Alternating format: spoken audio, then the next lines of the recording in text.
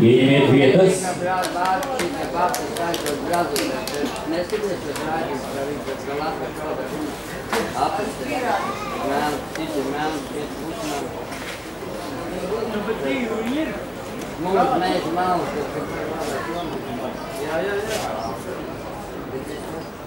Uzmanību.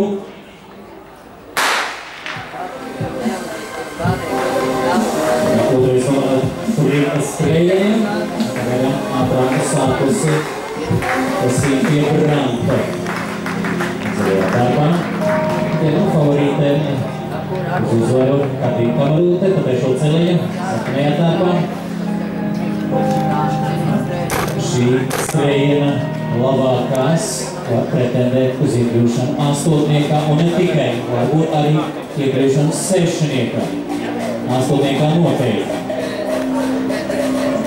Un tālēkšanas sektorā sacensības noslēgušās savu pēdējo lecienu sesto jau būdama Latvijas čempionas godā. Un pat izpildīja Māra Grība.